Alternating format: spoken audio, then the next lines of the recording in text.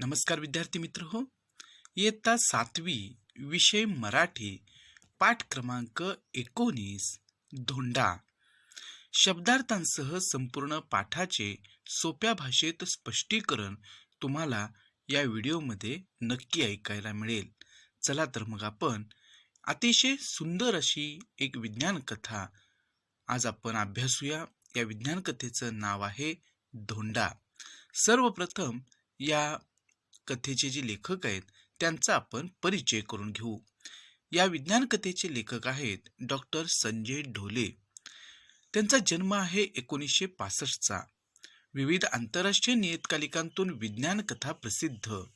विज्ञान कथा त्यांच्या अनेक नियतकालिकांमधून प्रसिद्ध झालेल्या आहेत. प्रतिशोध, प्रेमाचा रेणू, आश्मजीव, संकरित, अंतराळातील मृत्यू हे त्यांचे विज्ञान कथा संग्रह प्रसिद्ध आहेत. या पाठाची जी मध्यवर्ती कल्पना आहे ती आपण समजावून घेऊ. या पाठामध्ये राजू हा खोडकर पण जिज्ञासू वृत्तीचा मुलगा आहे. तुमच्याच वयाचा असणारा हा राजू खोडकर आहे, त्याचबरोबर जिज्ञासू म्हणजे जाणून घेण्याची इच्छा असलेला मुलगा आहे. प्रत्येक गोष्टीमध्ये त्याची ही जिज्ञासू वृत्ती दिसून येते. त्याला वेगवेगळ्या प्रकारचे दगडधोंडे गोळा करण्याची आवड आहे आणि अशा या राजूला वेगवेगळ्या प्रकारचे दगडधोंडे गोळा करण्याचं, त्याचा संग्रह करण्याचा छंद आहे. एके दिवशी रात्रीच्या वेळी राजूला एक अनोखा दगड मिळतो आणि एके दिवशी ह्या राजूला एक अगदी वैशिष्ट्यपूर्ण असा वेगळा दगड जो आहे तो त्याच्या पाहण्यात आला. या अनोख्या दगडाबाबतची माहिती आपण या काल्पनिक विज्ञान कथेतून जाणून घेऊया. आणि अशा प्रकारचा हा वैशिष्ट्यपूर्ण जो दगड राजूला सापडला तर त्याच्याबद्दलची माहिती आपण या काल्पनिक अशा विज्ञान कथेतून जाणून घेणार आहोत. ही विज्ञान कथा तुम्हाला नक्की समजेल.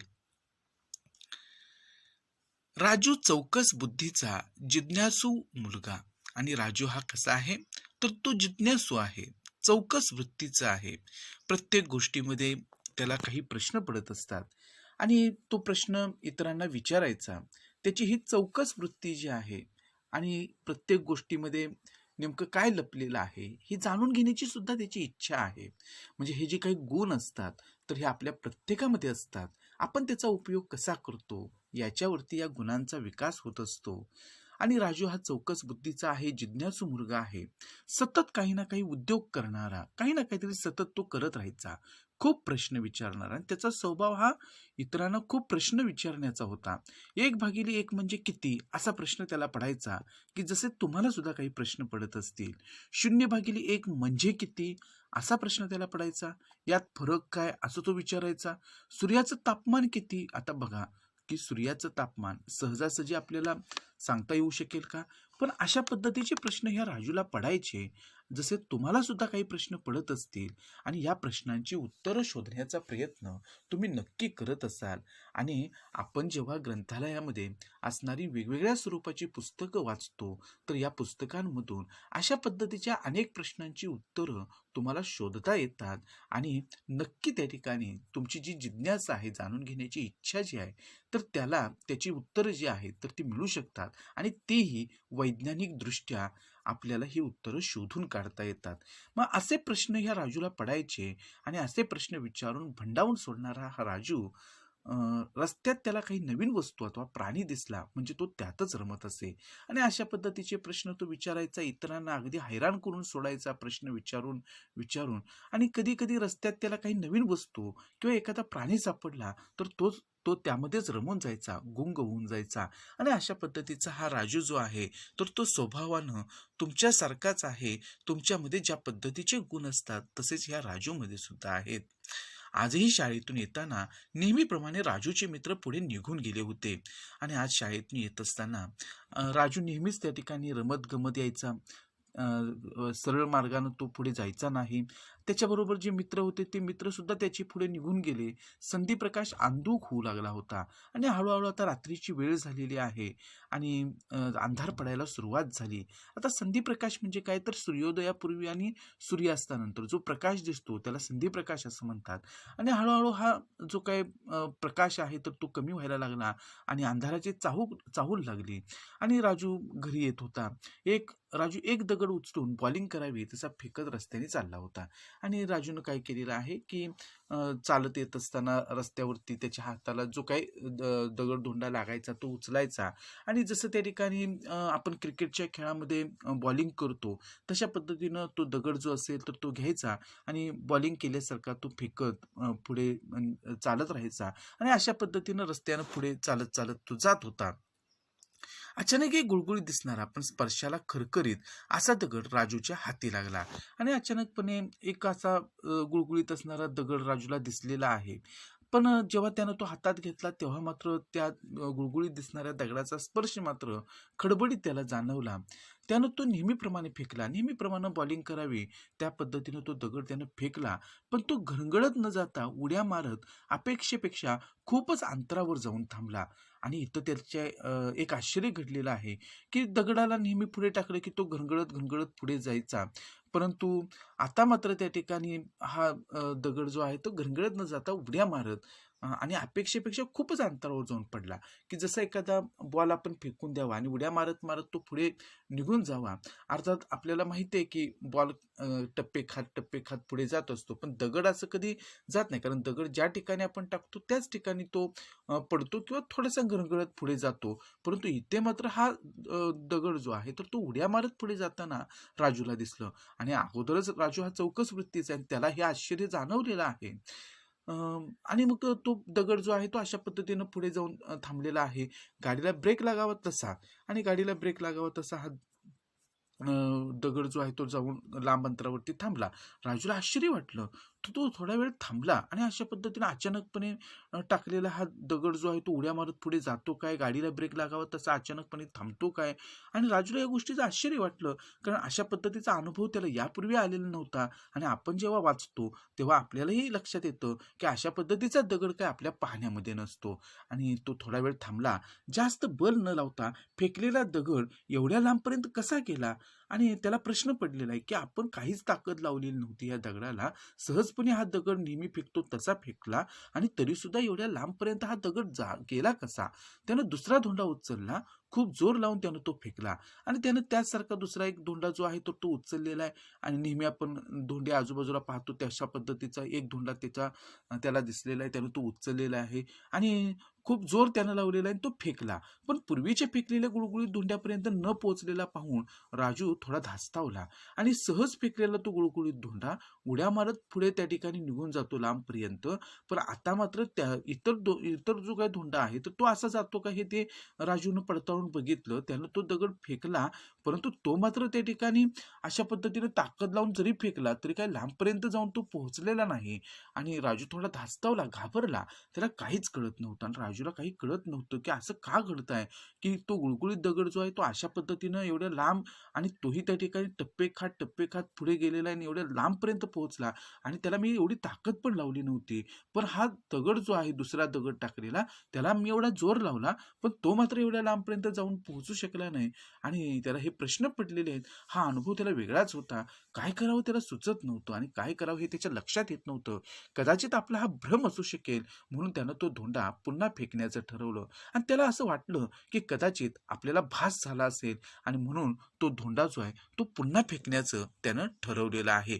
यावेळेस तो गुळगुळीत दिसणारा पण करकरीत वाटणारा धोंडा त्यानं उचलून पूर्वीपेक्षा खूपच कमी बलानं फेकला आणि चेंडू जसा उड्या मारत जातो, खोडकर मुलं जशी उड्या मारत पळतात, तसाच तो धोंडा पूर्वीपेक्षाही उंच उड्या मारत गेला व थांबला. आणि राजूला तर राहावे ना, त्यानं काय केलेलं आहे की तो गुळगुळीत दिसणारा पण खरखरीत वाटणारा धोंडा त्यानं उचलून पूर्वीपेक्षा जरा जास्त जोर लावला आणि त्या जोरानं त्यानं तो फेकला आणि चेंडू ज्या पद्धतीनं उड्या मारत मारत पुढे जातो, खोडकर मुलं जशी आपण उड्या मारत पुढे पळत असतो, अगदी तशा पद्धतीनं हा धोंडा जो आहे तो पूर्वीपेक्षा सुद्धा जास्त उड्या मारत पुढे गेलेला आहे आणि पुढे गेल्यानंतर तो थांबलेला आहे. आणि अशा पद्धतीनं राजूला हे एक वेगळं आश्चर्य जे आहे त्या धोंड्याच्या बाबतीमध्ये ते जाणवलं. राजूला या नवीन धोंड्याची थोडी गंमत वाटली. एक नवीन खेळणंच आपल्या हाती लागल्याचा आनंद त्याच्या चेहऱ्यावर दिसत होता आणि त्याला असं वाटलं की हे खेळणंच आहे आणि हे नवीन खेळणं आपल्याला मिळालेलं आहे आणि खेळणं कोणतंही असू दे ते आपल्याकडे असेल, नवीन आपल्याला मिळालं तर आनंद होतो. छोट्या राजूला सुद्धा तो आनंद झालेला आहे. त्याच्या चेहऱ्यावरती तो आनंद दिसत होता. हा धोंडा काहीतरी विलक्षण असल्याची जाणीव त्याला झाली आणि हा धोंडा काहीतरी विलक्षण आहे, अजब आहे की आजपर्यंत अशा प्रकारचा धोंडा आपल्या पाहण्यात आला नव्हता किंवा आजूबाजूला अशा प्रकारचे धोंडे कधीच नसतात. आजचा त्याला आलेला हा अनुभव जो होता तर तो खूप वेगळा अनुभव होता आणि आपल्याला सुद्धा अशा प्रकारचा अनुभव कधीच आलेला नाही आणि अशा पद्धतीचे दगडधोंडे असू शकतात याची आपण कल्पनाही करू शकत नाही. पण प्रत्यक्ष राजूच्या हातामध्ये अशा पद्धतीचा हा धोंडा जो आहे तर तो लागलेला आहे आणि त्याला सुद्धा आपल्याला एक नवीन खेळणं मिळालेलं आहे, याचा आनंद झालेला आहे आणि अशा पद्धतीचा हा अजब दगड जो आहे तर तो त्याच्या हाती लागला. शाळा सुटून बराच वेळ झाला होता. अंधार दाटून आल्यानं हा खेळ राजूला थांबवावा लागला. आता शाळा सुटून बराच वेळ झालेला होता.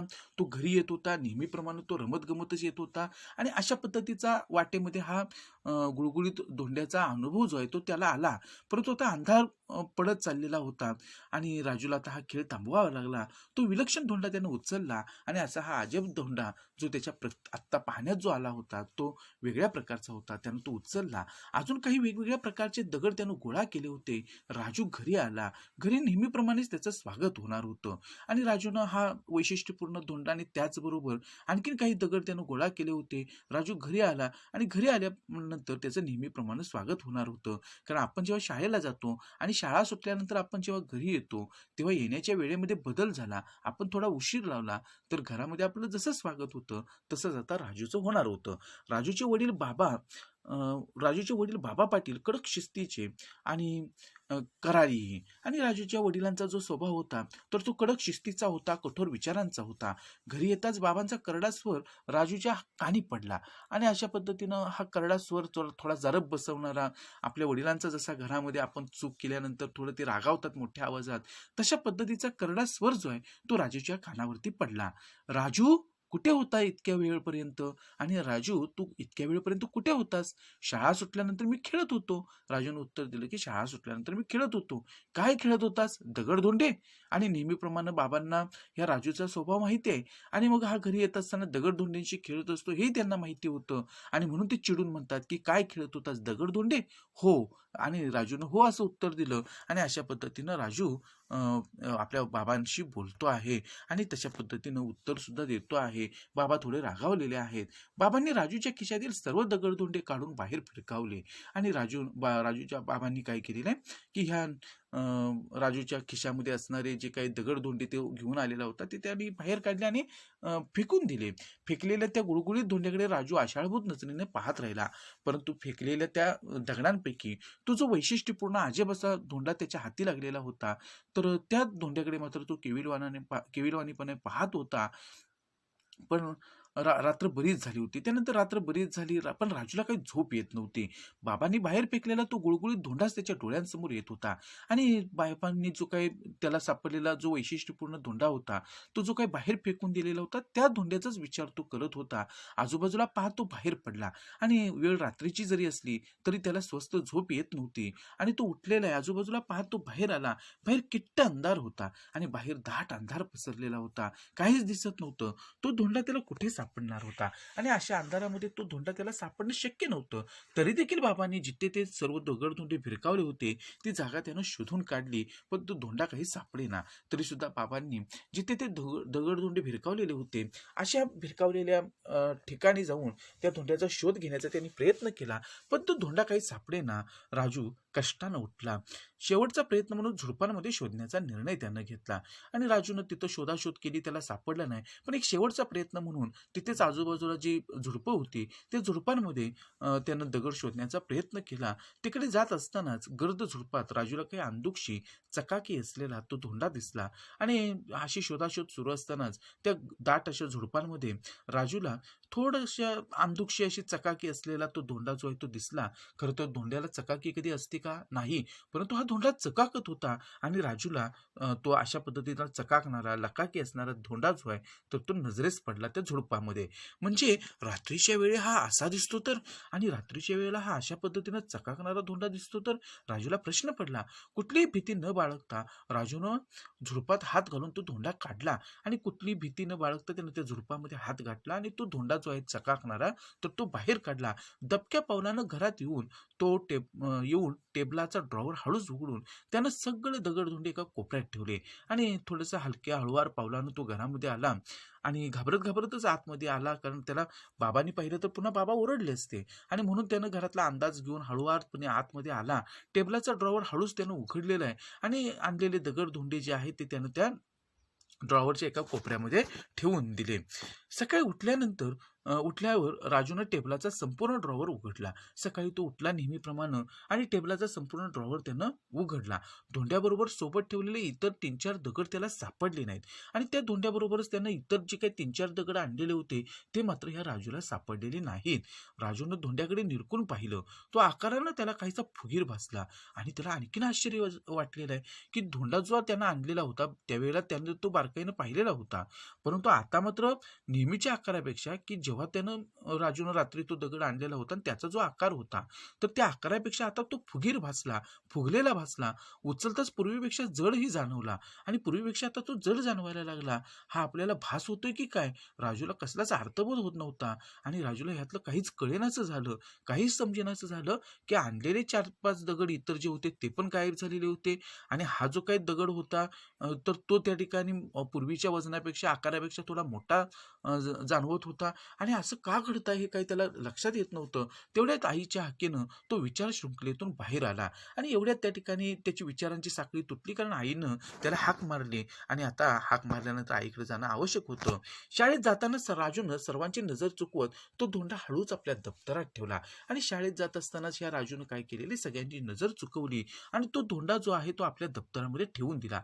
त्या धोंड्यामुळे राजूच्या मनात कुतूहल निर्माण झालं आणि त्या धोंड्याबद्दल राजूच्या मनामध्ये कुतूहल जे आहे तर ते निर्माण झालं, उत्सुकता निर्माण झाली की हा धोंडा नेमका आहे तरी कसा, अशा पद्धतीनं तो लकाकतो काय, चकाकतो काय, त्याच्याबरोबर इतर 3-4 दगड ठेवलेले होते ते गायब काय होतात आणि पूर्वीच्या आकारापेक्षा हा मोठा काय होतो, हे सगळेच प्रश्न त्याला आश्चर्यचकित करणारे होते. आपल्याला सुद्धा अशा पद्धतीचा अनुभव आला तर जी भावना आपली होईल तशीच भावना इथं राजूची झालेली आहे. रात्री कुणालाही न दाखवता राजूने तो धोंडा पुन्हा आधीच्याच ठिकाणी ड्रॉवरमध्ये ठेवला आणि पुन्हा रात्रीच्या वेळेला त्यानं काय केलेलं की हा धोंडा आधीच्याच ठिकाणी त्या टेबलच्या ड्रॉवरमध्ये ठेवला व फारसा कुणाशीही न बोलता झोपी गेला आणि कुणाशी बोलला नाही तो आणि तो त्या ठिकाणी झोपी गेला.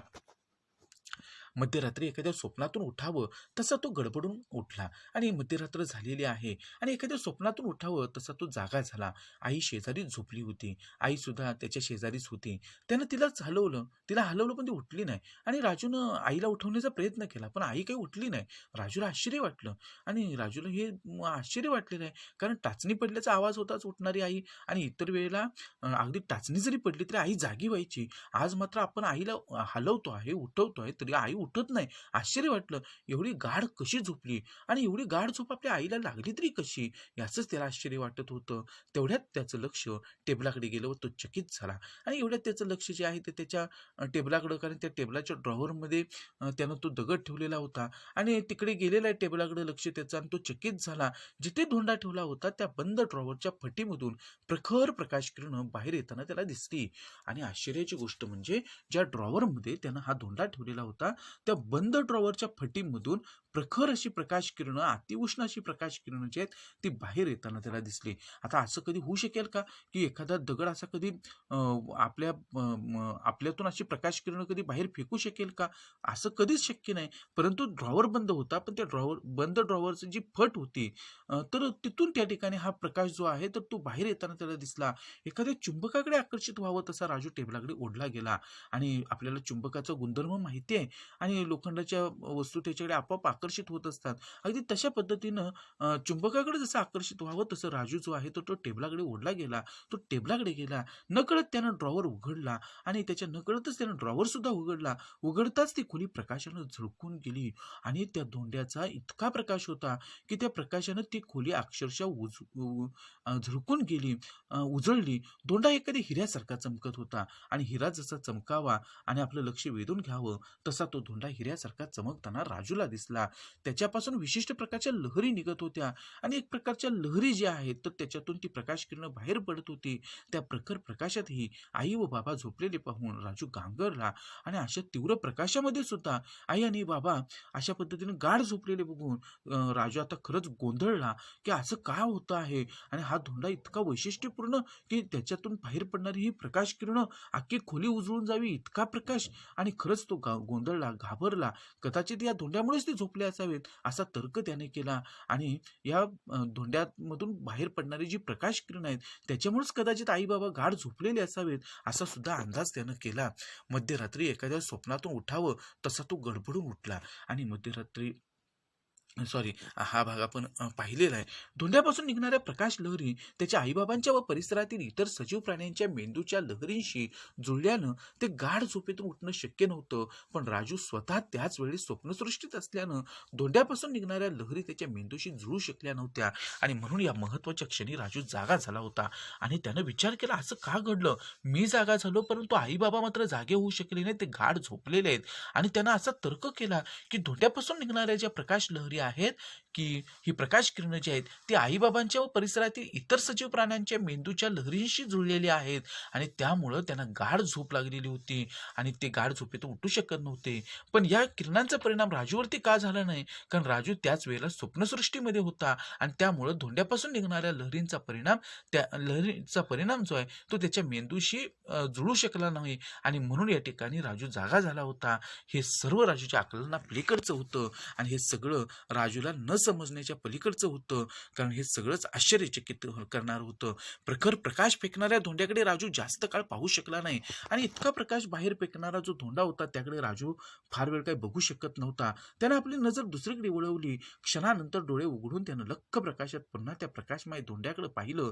प्रकाशमय धोंड्याची हालचाल पाहून तो शहारला आणि अशा पद्धतीचा हा प्रकाशमय धोंडा बघून तर तो खरंच त्याच्या अंगावरती शहारे आले, अंगावरती काटा उभा राहिला. आपल्यालाही घाबरायला होईल अशा पद्धतीचं जर आश्चर्य आपल्यासमोर घडत असेल तर. प्रकाशमय धोंड्याची हालचाल पाहून तो शहारला आणि एवढंच नाही तर तो प्रकाशमय धोंडा हालचाल करत होता. आता धोंडा हालचाल करतो ही गोष्ट तर आणखीन वैशिष्ट्यपूर्ण आहे. कारण धोंडा अशा पद्धतीनं निर्जीव असणारा तो हालेल कसा? परंतु एखादा सजीव प्राणी हलावा तशा पद्धतीनं हा धोंडा हालचाल करत होता. धोंडा वेडावाकडा होऊ लागला आणि धोंड्याचा आकार सुद्धा वेडावाकडा व्हायला होत होता. हे राजूनं पाहिलं, निरीक्षण केलं. त्याच्यापासून दुसऱ्या एका लहान धोंड्याची निर्मिती पाहून तर राजू घाबरला. आणि एवढंच नाही तर त्या धोंड्यापासून दुसरा एक धोंडा निर्माण झालेला होता. म्हणजे त्या धोंड्यानं जणू दुसऱ्या धोंड्याला निर्माण केलेलं होतं. आणि हे पाहिल्यानंतर तर राजू खूपच घाबरला. दगडापासून दगड त्याला काहीच सुचत नव्हतं आणि एका दगडापासून दुसरा दगड हे तर त्याला आश्चर्यचकित करणारं कळस झालेला होता. आणि हे सगळंच त्या ठिकाणी राजूला न समजण्याच्या पलीकडे होतं. नुकत्या जन्मलेल्या त्या लहान धोंड्याची हालचाल पाहून राजूला भीती मिश्रित गंमत वाटली आणि तो जो काही छोटा दगड निर्माण झालेला होता या मोठ्या दगडापासून, धोंड्यापासून, तर तो धोंडा सुद्धा हालचाल करत होता. आता मात्र त्या ठिकाणी राजूच्या मनामध्ये एक प्रकारची ही भीती असलेली गंमत जी आहे तर ती निर्माण झाली. एकीकडे भीती वाटत होती आणि त्याची ही चौकस वृत्ती त्याला शांत बसू देत नव्हती. त्याला गंमत वाटायला लागली. छोट्या धोंड्याला स्पर्श करण्याचा मोह त्याला झाला आणि तो जो छोटा धोंडा होता की एखादं छोटंसं बाळ असेल आणि त्याला आपल्याला स्पर्श करण्याची इच्छा व्हावी तसं त्या छोट्या धोंड्याला स्पर्श करण्याचा मोह त्याला झाला आणि इच्छा त्याला झाली. पण पण तो त्याने टाळला. पण त्यानं ते स्पर्श केला नाही. 2 प्रकाशमय धोंडे त्याला आता स्पष्ट दिसत होते आणि दोन्ही धोंडे हे प्रकाशमय बनलेले होते आणि ते त्याला दिसत होते. धोंड्यांचा प्रकाश हळूहळू लुप्त होऊ लागला. हळूहळू धोंड्यांचा प्रकाश त्या ठिकाणी गायब व्हायला लागला. तसा राजूच्या मेंदूवर झोपेचा अंमल चढू लागला आणि तशा पद्धतीनं हा राजू जो आहे, तो राजूच्या मेंदूवरती सुद्धा झोपेचं वर्चस्व निर्माण झालं. तो झोपेच्या अधीन गेला.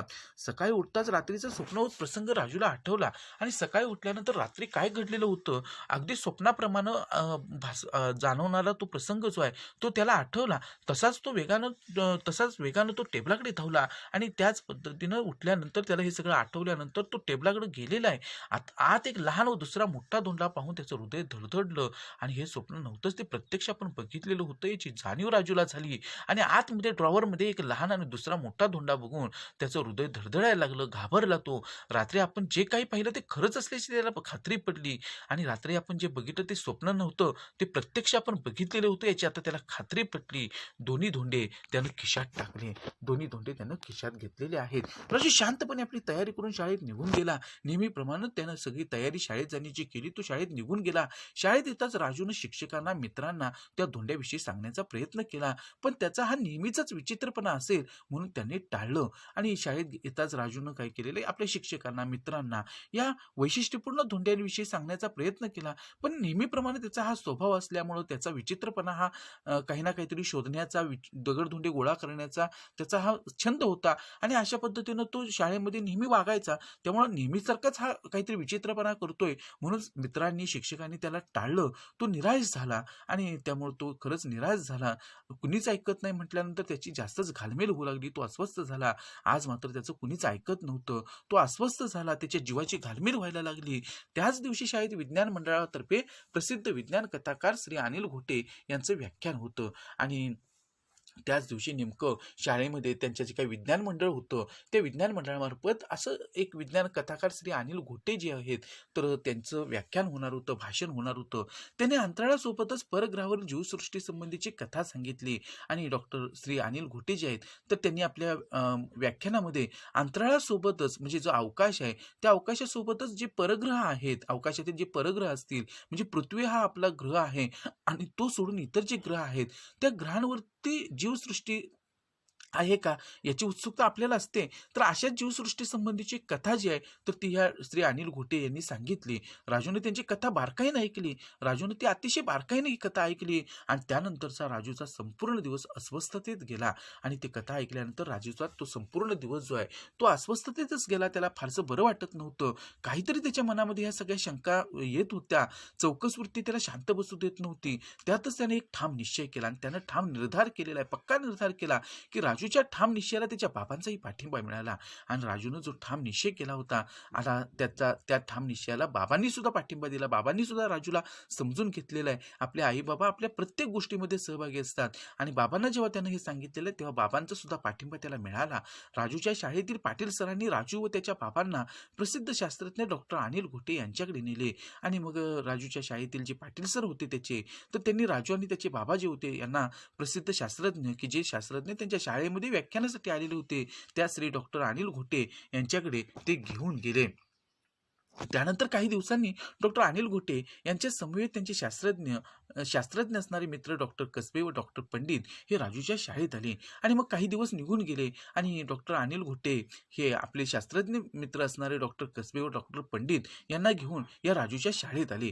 पाटील सरांनी शाळेतील सर्व मुलांना पाहुण्यांची ओळख करून दिली आणि पाटील सरांनी शाळेतील सर्व मुलांना हे जे काही सगळे शास्त्रज्ञ होते तर त्यांची ओळख करून दिली. श्री घोटे बोलू लागले आणि हे श्री घोटे जे आहेत तर ते बोलायला लागले, राजू अतिशय चाणाक्ष हुशार मुलगा आहे आणि राजू अतिशय चतुर आहे, कुशल आहे आणि खरंच खूपच हुशार मुलगा आहे. कुठल्याही गोष्टीचा पाठपुरावा करण्याची त्याची नैसर्गिक प्रवृत्ती आहे आणि कोणत्याही गोष्टीचा पाठपुरावा करायचा, मागोवा घ्यायचा आणि ही खरंच त्याची नैसर्गिक प्रवृत्ती आहे, नैसर्गिक स्वभाव आहे. कुतूहलापोटी जमवलेल्या धोंड्यांविषयी सांगण्यासाठी राजू 6 दिवसांपूर्वी त्याच्या बाबांबरोबर माझ्याकडे आला होता आणि त्याला ज्या धोंड्याबद्दल काहीतरी कुतूहल वाटत होतं, जिज्ञासा वाटत होती. त्या धोंड्याविषयी सांगण्यासाठी राजू 6 दिवसांपूर्वी त्याच्या बाबांसोबत माझ्याकडे आले होते, हे डॉक्टर घोटे यांनी सांगितलं मुलांना. त्याच्या हातात धोंडे पाहून मलाही प्रथम त्याच्याविषयी शंका आली आणि त्याच्या हातातील धोंडे बघून मला सुद्धा सुरुवातीला त्याच्याविषयी शंका आली. पण पुढे धोंड्यांविषयीचा अनुभव त्यानं माझ्याजवळ सांगितला. पण पुढे धोंड्याविषयीचा त्याला आलेला अनुभव हा राजूनं मला सांगितला. त्यानं मी शहारलो आणि मी सुद्धा माझ्याही अंगावर काटे उभे राहिले की अशा पद्धतीचा दगड असू शकतो का? त्याच रात्री आम्ही प्रसिद्ध शास्त्रज्ञ डॉक्टर कसबे व डॉक्टर पंडितांकडे गेलो आणि त्याच रात्री डॉक्टर घोटेंनी सांगितलं की माझे जे शास्त्रज्ञ मित्र आहेत डॉक्टर कसबे व डॉक्टर पंडित यांच्याकडे गेलो. डॉक्टर घोटेंनी डॉक्टर द्वयींकडे कटाक्ष टाकला आणि डॉक्टर कसबे व डॉक्टर पंडित तिथे बसलेले होते आणि त्यांच्याकडे त्यांनी पाहिलं आणि त्यांच्याकडे नजर टाकली. पुढचा प्रसंग तुम्हीच सांगा असा निर्देश करत डॉक्टर घोटे थांबले आणि पुढे काय घडलं हे तुम्हीच सांगा असं त्या ठिकाणी एक प्रकारची सूचना जी आहे तर ती ह्या डॉक्टर घोटे यांनी या दोन्ही शास्त्रज्ञ मित्रांच्याकडे केली. डॉक्टर कसबे सांगू लागले आणि त्यापैकी डॉक्टर कसबे सांगायला लागले की राजूनं सांगितलेल्या अनुभवानं आम्हीही चरकलो आणि राजूनं सांगितलेला जो अनुभव होता तो ऐकल्यानंतर आम्हाला सुद्धा खरं तर धक्का बसला. आमच्या समोरच ते 2 धोंडे त्याने ठेवले होते. आमच्या समोरच त्यानं हे आणलेले 2 धोंडे ठेवले. त्याच रात्री आम्ही संशोधनाला सुरुवात केली आणि त्याच दिवशी आम्ही ह्या धोंड्यांचा उलगडा करण्याचा प्रयत्न करायला सुरुवात केली, अभ्यासाला सुरुवात केली. हा तुमचा छोटा राजूही आमच्या बरोबर होता आणि हा राजू सुद्धा आमच्या सोबत होता. त्या धोंड्यांतून आम्हाला धक्कादायक माहिती मिळाली आणि या धोंड्यातून काही धक्कादायक आश्चर्यचकित करणारी माहिती आम्हाला मिळाली. हे धोंडे दूरवर असलेल्या परग्रहावरील सजीव प्राणी होते आणि हे धोंडे नसून दूरच्या परग्रहावरील दुसऱ्या ग्रहावरील हे सजीव प्राणी आहेत. आपल्यापेक्षा कित्येक पटीने बुद्धिमान असे आणि आपल्यापेक्षा कित्येक पटीने हे बुद्धिमान आहेत. म्हणजे आपण माणसालाच खरं तर बुद्धिमान प्राणी असं समजतो, परंतु आपल्यापेक्षा सुद्धा कितीतरी बुद्धिमान अशा पद्धतीनं हा परग्रहावरील हे सजीव प्राणी आहेत. आपल्यापेक्षा किती पटीने ते बुद्धिमान आहेत. असेच धोंडे अमेरिकेच्या एका प्रांतात सापडल्याची नुकतीच बातमी आली आहे आणि अशाच प्रकारचे धोंडे हे अमेरिकेच्या एका प्रांतामध्ये सापडलेले होते अशी बातमी आली आहे. आणि या धोंड्यांमध्ये पृथ्वीवरील सजीवांबरोबरच निर्जीव वस्तूही गिळंकृत करण्याची क्षमता होती आणि हे धोंडे साधेसुधे नाहीत, तर या धोंड्यांमध्ये पृथ्वीवरील सजीवांबरोबरच निर्जीव वस्तू सुद्धा गिळून टाकण्याची क्षमता जी आहे तर ती त्यांच्यामध्ये आहे. म्हणजे हे खरं तर आश्चर्यचकित करणारं होतं की अशा पद्धतीचा हा धोंडा म्हणजे परग्रहावरील सजीव प्राणी होता आणि माणसांपेक्षा कितीतरी तो बुद्धिमान होता आणि त्याच्याजवळ असणारी क्षमता तर अचाट आहे की सजीव प्राणी असोत किंवा इतर निर्जीव गोष्टी असू देत त्यांना सुद्धा गिळून टाकण्याचं काम हा जो काही धोंडा आहे किंवा हा परग्रहावरील जो सजीव प्राणी आहे तर तो करू शकतो. आणि अशा पद्धतीचं हे डॉक्टर कसबे जे आहेत तर ते हे मुलांना सगळी माहिती द्यायला लागलीत आणि आपण जेव्हा ऐकतो तेव्हा आपल्याला सुद्धा ह्या गोष्टीचा आश्चर्य वाटतं की किती भयानक गोष्ट होती आणि ह्या अशा पद्धतीच्या सजीव प्राण्यांमुळे आपल्याही अस्तित्वाला धोका निर्माण होऊ शकतो. आणि म्हणून इतर डॉक्टर कसबेंनी हे सगळं सविस्तर सांगितलेलं आहे की ह्या धोंड्यांमध्ये काय काय गोष्टी आहेत ते. म्हणजे हा धोंडा नाही तर तो परग्रहावरील दुसरा सजीव प्राणी आहे. अगदी दगड सुद्धा हा जो धोंडा आहे तर तो खाऊ शकतो. त्यानंच त्यांचा उदरनिर्वाह होत होता आणि त्याचं पोट जे आहे ह्या सजीव प्राण्याचं ह्या वस्तू खाऊनच त्या ठिकाणी त्याचा उदरनिर्वाह होतो, पोट भरतं.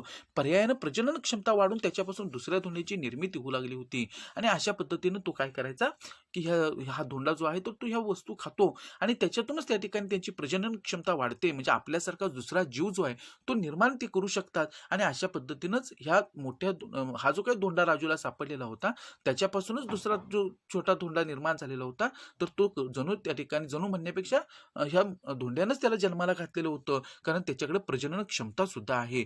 आणि राजूनं हे शोधलं नसतं तर काही वर्षातच मानवाचं उच्चाटन झाल्याखेरीज राहिलं नसतं. आणि राजूनं जर अशा पद्धतीचा हा धोंडा जो आहे तो शोधला नसता, त्याची कारणमीमांसा केली नसती आणि तो धोंडा जर आमच्यापर्यंत घेऊन आला नसता तर कदाचित त्या ठिकाणी ह्या धोंड्यापासून अनेक धोंड्यांची निर्मिती झाली असती, अनेक इतर सगळे सजीव निर्माण झाले असते की ज्यांच्यामध्ये इतर सजीव प्राण्यांना खाण्याची क्षमता आहे आणि त्यांच्याकडे प्रजनन क्षमता सुद्धा आहे. आणि अशा पद्धतीनं जर ह्यांची संख्या वाढली असती तर कदाचित आपल्या पृथ्वीवरचं जे संकट आहे तर ते खूप मोठं निर्माण झालं असतं. परंतु राजूनं काय केलेलं आहे की हे वेळेच ओळखलेलं आहे आणि म्हणून त्या ठिकाणी आपल्याला ह्या धोंड्याचा शोध वेळीच लावता आला. आणि आता मात्र त्या ठिकाणी पुढे डॉक्टर कसबे सांगतायत, की राजूने हे शोधलं नसतं तर काही वर्षातच मानवाचं उच्चाटन झाल्याखेरीज राहिलं नसतं. म्हणजे राजूची चौकस वृत्ती, जिज्ञासू वृत्ती किती महत्त्वाची ठरलेली आहे, की काही वर्षातच हा धोंडा जर राजूने शोधला नसता तर कदाचित पृथ्वीवरच्या माणसाचंच त्या ठिकाणी उच्चाटन झालं असतं. त्यासाठीच धोंड्यांचा नायनाट करणं आवश्यक होतं आणि त्यासाठी हे सगळ्या धोंडे नष्ट करणं गरजेचं होतं. त्यात आम्ही यशस्वी झालो. आणि हे धोंडे नाहीसे करणं, कारण हे आपल्या दृष्टीनं घातक आहेत आणि सजीव प्राण्यांना हे खाऊ शकतात आणि त्यांची संख्या वाढली तर आपल्याला सुद्धा त्याचा धोका निर्माण झाला असता. आणि म्हणून या धोंड्यांचा नायनाट करणं, त्यांना कायमचं नष्ट करणं गरजेचं होतं. आम्ही तो प्रयत्न केला आणि त्यात आम्ही यशस्वी झालो, असं डॉक्टर कसबे सांगत होते.